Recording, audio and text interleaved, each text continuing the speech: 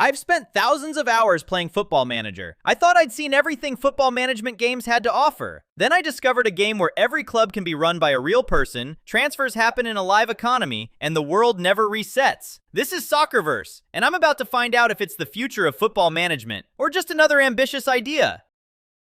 If you've been watching this channel for a while, you'll know one thing about me. I love football management games. I've spent years rebuilding clubs, hunting for wonder kids, winning trophies, and creating stories on Football Manager. It's a game that's given me some of my favorite moments in gaming, but no matter how good a save gets, eventually you realize something. You're the only one living in that world. The clubs only react to you. The transfer market exists because of you, and when you stop playing, everything stops. So when I came across Soccerverse, one question immediately came to mind. What if a football management world never actually stopped? What if every club was being run by another real manager? Every transfer involved another person. Every league kept moving whether I logged in or not. That idea was too interesting to ignore. So today, I'm starting from scratch to find out whether Soccerverse is just another football manager, or whether it offers something completely different. Let's find my club and get started. Before jumping in, I spent some time exploring the different leagues and clubs. I wanted a club where every decision would matter, a team with room to grow, problems to solve, and a story worth telling. After looking through my options, I decided to take charge of Lens. Now, before you choose your own club, there are a few things I'd recommend paying attention to. First, look at the squad. You need to know where the strengths and weaknesses are because this is the group you'll be working with from day one. Then check the club's finances. A healthy budget gives you flexibility in the transfer market, while a tighter budget means you'll need to be a lot more creative. And finally, look at the league itself. Ask yourself what success actually looks like. Is this a promotion challenge? A relegation battle? Or can you realistically compete for trophies? For me, ticked all the right boxes. It wasn't the easiest option, but it felt like the kind of project I genuinely enjoy building over the long term. So with the club chosen, it was finally time to get to work.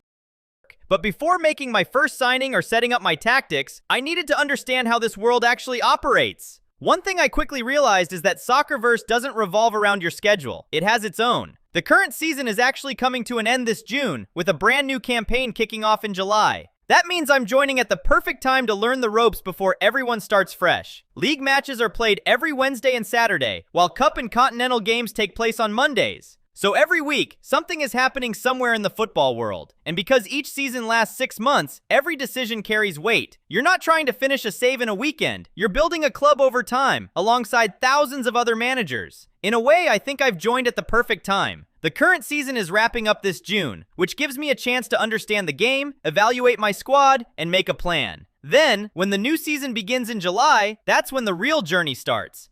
With the club finally chosen, it was time to get to work. The first thing on my list wasn't signing players or jumping straight into a match. It was setting up my tactics. And this is where Soccerverse started to surprise me. Unlike some football games that simply mirror real-life results, every match here is decided inside the game itself. Your players' quality matters, their fitness matters, but the biggest factor is the decisions you make as the manager. Everything starts with your lineup. You have to decide who starts, who makes the bench, and who doesn't make the matchday squad at all. And because player fitness plays a huge role, picking your strongest 11 isn't always the smartest option. Then comes the tactical side. From your formation to your overall play style, you can shape exactly how you want your team to play. Whether that's attacking football, sitting deep and countering, keeping possession through passing, or going direct with long balls. The choice is yours. But what really caught my attention was the level of control. You can give individual instructions to every player, adjusting their tempo and tackling style based on their role in the team. And if that's not enough, you can even prepare different tactical plans that automatically trigger during the match, depending on the scoreline or the time on the clock. That means if you're leading late in the game, your team can automatically switch to a more defensive setup. Or if you're chasing a goal, your formation and substitutions can change without you having to be online. It's a level of planning that makes every match feel like a real test of your decision making. As someone who loves the tactical side of football management, I knew I couldn't just hit the auto pick button and hope for the best. So I rolled up my sleeves, started studying my squad, and began building the system that would define our first season, which is the 4-4-2 formation. And so far, we have gotten 2 draws.